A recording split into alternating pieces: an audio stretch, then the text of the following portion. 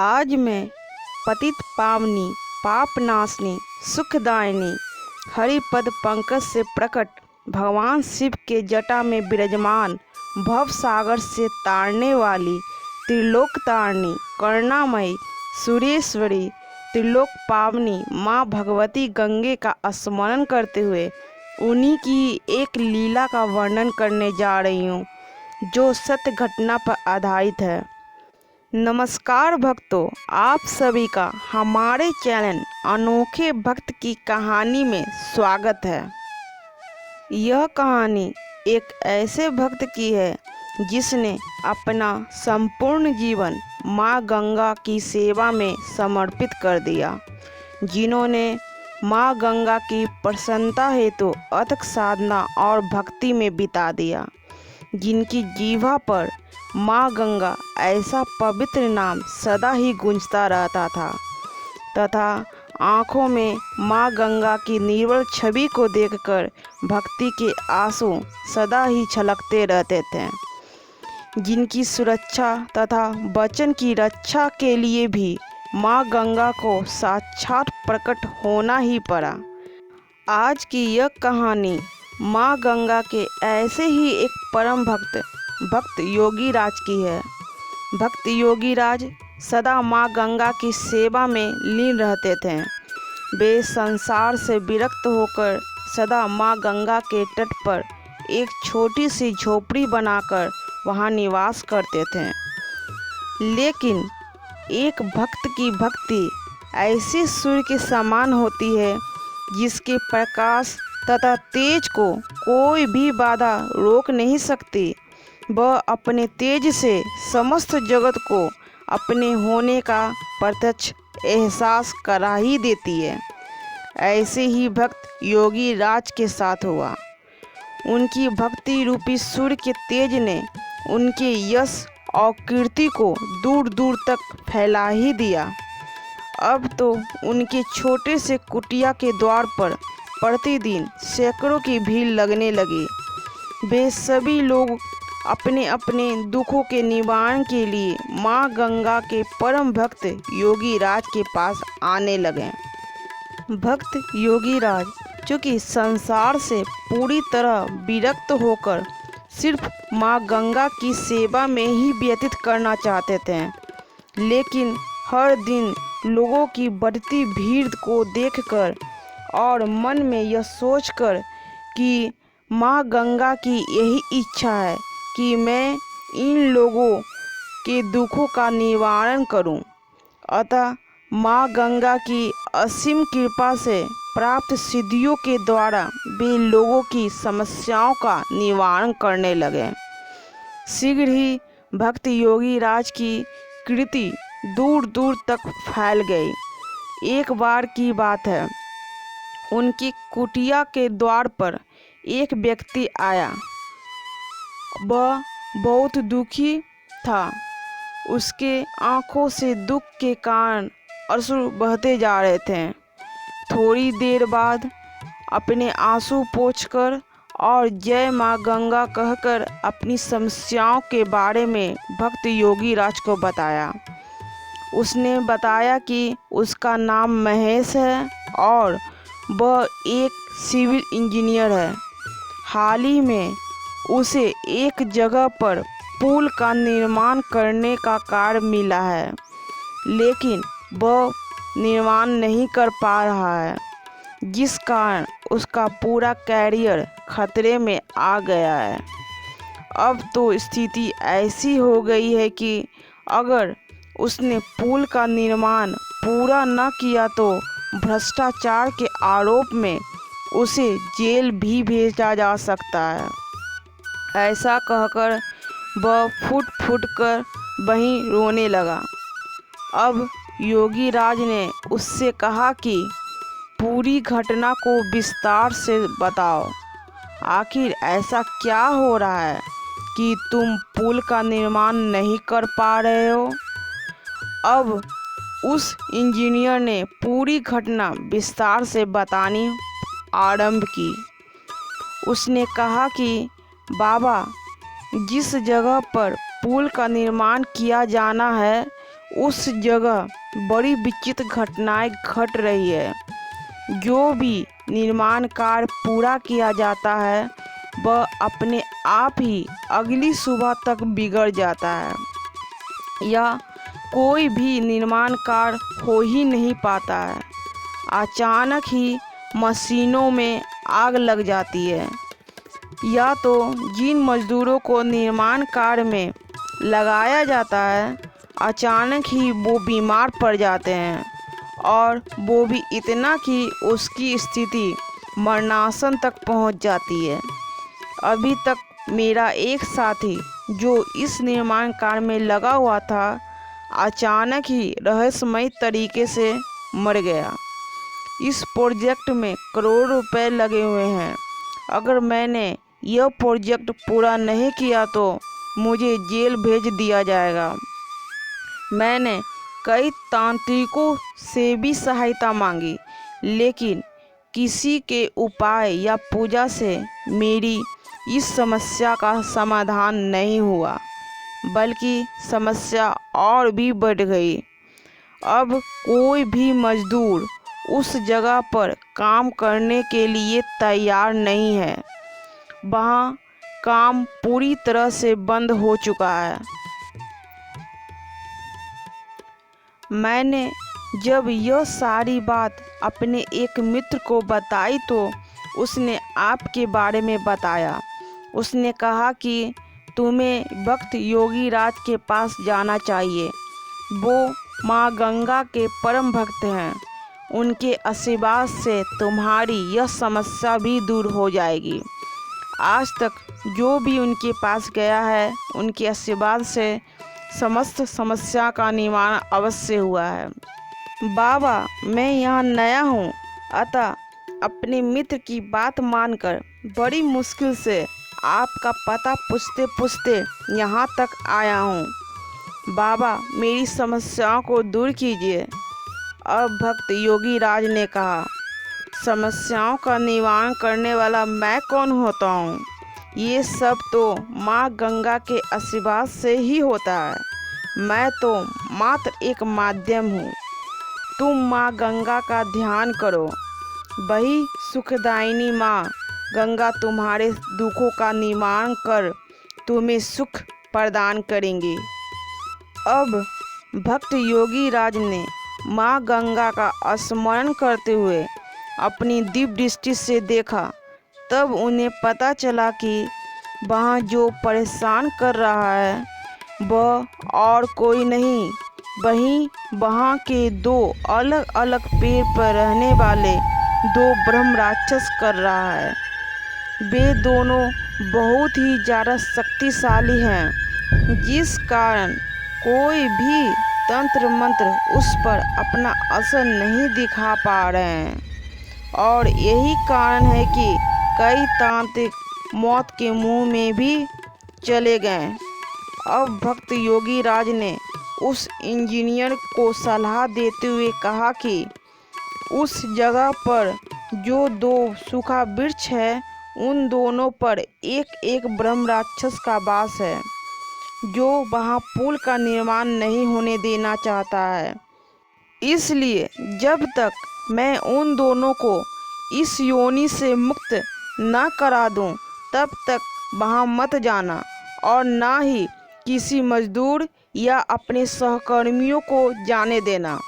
इस पूर्णिमा को मैं उसके इस योनि से उन दोनों को मुक्त कराने का प्रयास करूंगा और मुझे विश्वास है कि माँ गंगा की कृपा से तुम्हारी इस समस्या का समाधान अवश्य हो जाएगा तथा उन दोनों को भी मुक्ति मिल जाएगी। अगली सुबह भक्त योगी राज पूर्णिमा के दिन उस जगह गए जहाँ उस ब्रह्म राक्षस का वास था। अब भक्त योगी राज ने अभिमंत्रित जल को उन दोनों वृक्षों में डाल दिया और चुपचाप अपने आश्रम लौट आए तथा अपनी पूरी तैयारी के साथ वो रात्रि का इंतजार करने लगे। अब जैसे ही आधी रात हुई वे दोनों ब्रह्म राक्षस भक्त योगी राज के पास आ गया तथा धमकाते हुए बोला कि तुमने अभिमंत्रित जल से हमें नुकसान पहुंचाने की कोशिश की है, इसलिए अब तुम्हें मरना होगा। वे दोनों गुस्से से भक्त योगी राज की ओर देखने लगा। अब भक्त योगी राज ने अपनी सिद्धियों द्वारा उन दोनों ब्रह्म राक्षसों को बांधने की कोशिश करने लगा, लेकिन बार बार वह ब्रह्म राक्षस उनके बंधन से मुक्त हो जाता। अब उन दोनों ब्रह्म राक्षस ने गुस्से से अपनी भयंकर छवि दिखाते हुए भक्त योगी राज से कहा कि तुम्हारे पास इतनी शक्ति नहीं है कि मुझ जैसे शक्तिशाली ब्रह्म राक्षस को बांध सको। अब भक्त योगी राज माँ गंगा का स्मरण करते हुए अपनी समस्त सिद्धियों के बल पर उस ब्रह्म राक्षस को अपने नियंत्रण में लेने का प्रयास करने लगे, मगर वे दोनों नियंत्रण में नहीं आए। जैसे जैसे रात्रि का घना अंधेरा बढ़ रहा था, वैसे वैसे वे दोनों ब्रह्म राक्षस और भी शक्तिशाली होते जा रहे थे। अब एक समय ऐसा भी आया कि उन दोनों ब्रह्म राक्षस के सामने भक्त योगी राज की समस्त सिद्धियां विफल हो गई और वे दोनों ब्रह्म राक्षस भक्त योगी राज पर हावी हो गए। अब ऐसा लग रहा था कि वे दोनों ब्रह्म राक्षस भक्त योगी राज के प्राण ले ही लेंगे, लेकिन उसी समय भक्त योगी राज को एक बात का स्मरण हुआ। वो यह था कि जहाँ शक्ति काम नहीं आती, वहाँ केवल भक्ति काम आती है। अब भक्त योगी राज माँ गंगा का स्मरण करते हुए उनकी स्तुति करने लगे। भक्त योगी राज ने कहा कि हे पतित पावनी माँ गंगा, मेरी रक्षा करें। हे सुरेश्वरी जगत माता, मेरी रक्षा करें। हे कृपा निधान, हे सर्वसमर्थ माँ गंगा, मेरी रक्षा करें। हे त्रिलोक को पावन करने वाली अत्यंत ही ममतामयी करुणामयी माता, मेरी रक्षा करें तथा इन दोनों ब्रह्म राक्षस को इस योनि से मुक्त करें। हे सर्वलोकाधार, हे भक्तों पर कृपा करने वाली माँ, मेरी सहायता करें। हे पतित पावनी माँ गंगा, हे सभी जीवों को मोक्ष प्रदान करने वाली दयामयी मेरी माँ, इन दोनों ब्रह्म राक्षस को इस योनि से मुक्त कर मेरी रक्षा करें। भक्त योगी राज ने पूरे भाव से माँ गंगा की स्तुति करते हुए वे शांत हो गए तथा माँ गंगा की कृपा और दया की प्रतीक्षा करने लगे। और इधर वे दोनों ब्रह्म राक्षस भक्त योगी राज की तरफ अपने संपूर्ण बल के साथ बढ़ने लगे और जैसे ही वे दोनों भक्त योगी राज के एकदम समीप पहुँचे, एक दिव्य घटना घटी। अचानक ही वे दोनों ब्रह्म राक्षस भक्त योगी राज से बहुत दूर फेंका गए तथा एक दिव्य श्वेत प्रकाश वहाँ प्रकट हुआ। उससे दो दिव्य प्रकाश पुंज निकला, जिसने उन दोनों ब्रह्म राक्षस को दिव्य अग्नि में जलाकर वहीं भस्म कर दिया तथा सदा सदा के लिए उन दोनों को उस योनि से मुक्त कर दिया। उस समय भक्त योगी राज को उस दिव्य प्रकाश में रौद्र रूप में माँ गंगा की छवि क्षण भर के लिए दिखाई दी।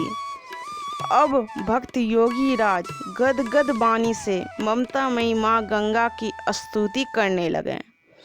हे करुणामयी माँ गंगा, आपके श्री चरणों में मेरा कोटि कोटि प्रणाम है। हे दयामयी माँ गंगा, आपके श्री चरणों में कोटि कोटि प्रणाम है।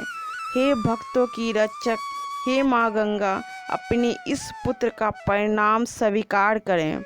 हे जगत माता, हे ममतामयी माँ, हे करुणामयी माँ, अपने इस भक्त को अपने सौम्य रूप में दर्शन देकर धन्य करें। ऐसा कहकर भक्त योगी राज चुप हो गए। उनके आंखों से लगातार अश्रु की धारा बहने लगी थी। अब उस दिव्य प्रकाश से माँ गंगा अत्यंत ही ममतामयी रूप धारण कर वहाँ प्रकट हुई तथा भक्त योगी राज से कही, पुत्र, मैं तुमसे अत्यंत प्रसन्न हूँ। तुमने अपना पूरा जीवन मेरी सेवा में लगा दिया। हे वत्स, मैं तुम्हें वरदान देती हूँ कि तुम सदा मेरी करुणा, दया और कृपा के पात्र रहोगे। भविष्य में कोई भी दुष्ट शक्ति तुम पर हावी नहीं हो पाएगी तथा पृथ्वी पर अपने जीवन काल को पूरा करने के बाद तुम्हें मेरे परम धाम की प्राप्ति होगी। ऐसा कहकर माँ गंगा वहाँ से अदृश्य हो गई। अब भक्त योगी राज बार बार माँ गंगा के इस वरदान को याद कर गदगद वाणी से जय माँ गंगा कहने लगे। अगली सुबह भक्त योगी राज ने उस इंजीनियर को कहा कि माँ गंगा की कृपा से अब वहाँ सब कुछ ठीक हो गया है। अब तुम वहाँ अपना काम पुनः आरंभ कर सकते हो। अब उस इंजीनियर ने भक्त योगी राज को कुछ पैसा देना चाहा, लेकिन भक्त योगी राज ने स्पष्ट रूप से मना कर दिया। बार बार इंजीनियर तथा उसके परिवार द्वारा कहे जाने पर भक्त योगी राज ने मात्र एक जोड़ी साड़ी और कुछ श्रृंगार का सामान लेने की सहमति दी।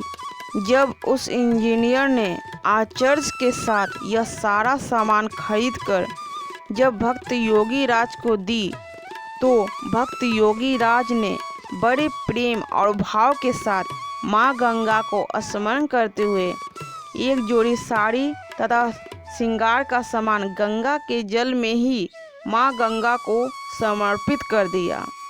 उस समय उनकी आंखों से भक्ति के आंसू झलक रहे थे।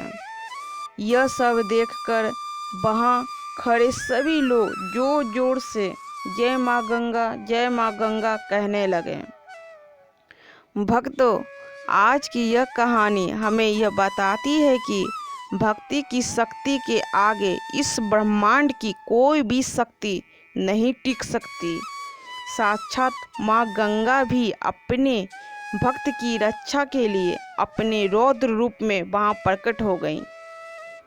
अतः भक्तों, जो भी व्यक्ति माँ गंगा के जल को या तट को दूषित करता है, इसमें कोई संदेह नहीं कि वह व्यक्ति करोड़ों करोड़ों जन्मों तक नरक में वास करता है तथा जो व्यक्ति पूर्ण भक्ति भाव से माँ गंगा को माँ मानकर उनके जल तथा तट को स्वच्छ रखता है तथा उनकी सेवा करता है, निस्संदेह वह व्यक्ति साक्षात माँ गंगा की कृपा सदैव प्राप्त करता है तथा इस पृथ्वी पर सुख भोग कर अंत में उनके परम धाम प्राप्त कर अनंत सुख को पाता है।